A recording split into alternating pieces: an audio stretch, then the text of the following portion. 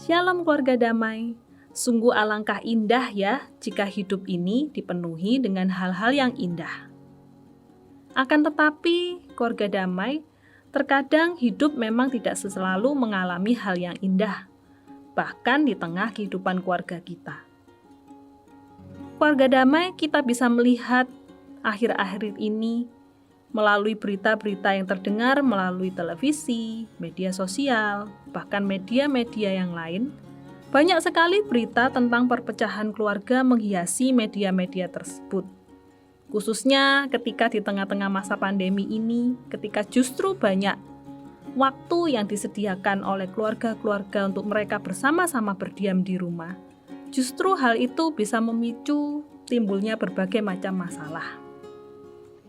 Dan keluarga damai, ketika kita juga mendengar berita-berita yang buruk di dalam kehidupan keluarga seseorang, kita bisa melihat justru itulah yang memiliki banyak peminat. Jarang kita mendengar berita tentang kehidupan sebuah rumah tangga yang indah, rumah tangga yang baik-baik saja. Itu justru menjadi berita yang diekspos melalui media.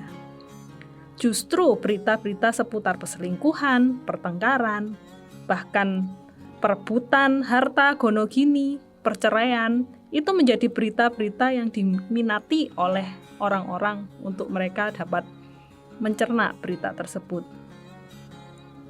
Keluarga damai, jika kita membaca di dalam Mazmur 133, firman Tuhan menyatakan, sungguh alangkah baiknya dan indahnya apabila saudara-saudara diam bersama dengan rukun.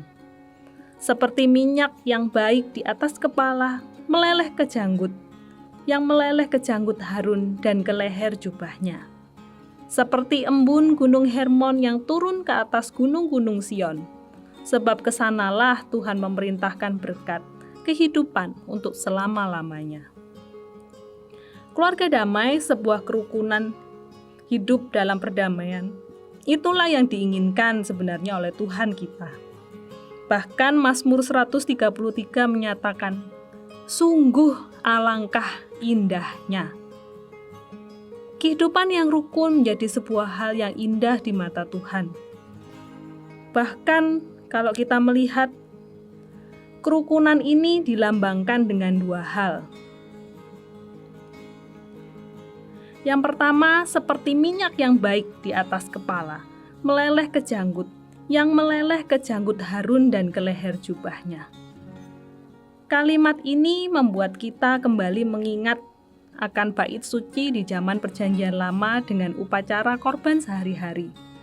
Harun adalah salah seorang imam yang bekerja melayani orang-orang berdosa yang datang ke bait suci. Setiap memimpin upacara harian tersebut, apabila imam maupun imam besar yang akan masuk ke bilik suci, apalagi ke bilik yang maha suci, dia harus terlebih dahulu mengoleskan minyak harum ke rambut, bahkan sampai meleleh ke janggut dan leher jubahnya. Jenis minyak tersebut adalah minyak yang disebut narwastu, yang semerbak harumnya dapat tercium sampai kemana-mana dan juga bertahan sangat lama. Inilah parfum yang sampai sekarang masih ada dan dikemas di negara-negara Timur Tengah dengan harga yang sangat mahal.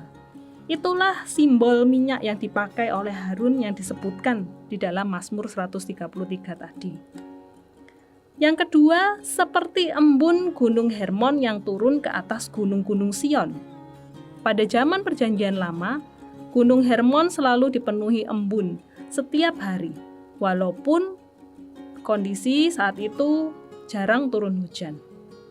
Ketika diadakan observasi alam, ternyata didapati di lereng gunung tersebut ada lubang besar yang membentuk sungai bawah tanah yang mengalir keluar menjadi mata air besar di Asiria belahan selatan.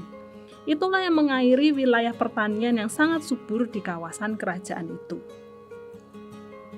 Keluarga damai, kerukunan menjadi sebuah hal yang harum, wangi seperti minyak narwastu.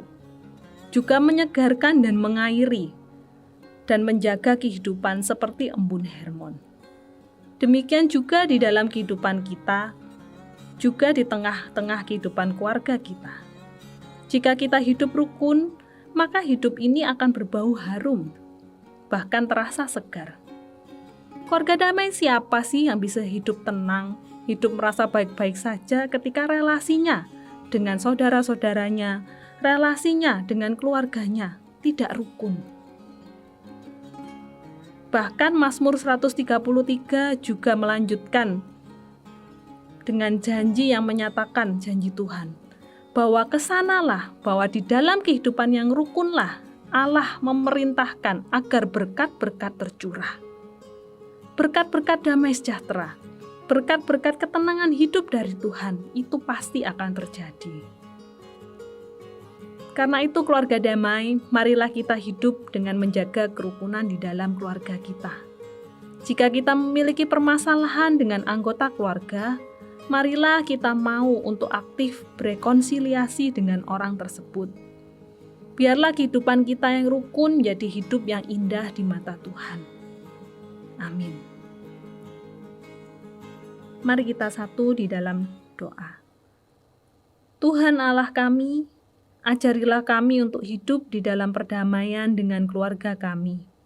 Apabila ada seorang anggota keluarga kami yang belum berdamai dengan kami, maka biarlah kami diberi hati, ya Tuhan, untuk kami mau berrekonsiliasi dengannya.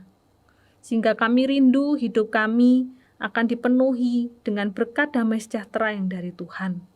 Inilah yang menjadi doa kami, kerinduan kami Tuhan dalam kehidupan keluarga kami.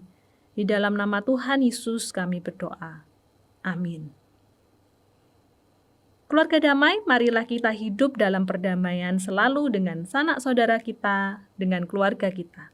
Di sanalah Allah memerintahkan berkat-berkat-Nya tercurah bagi kita. Tuhan Yesus memberkati.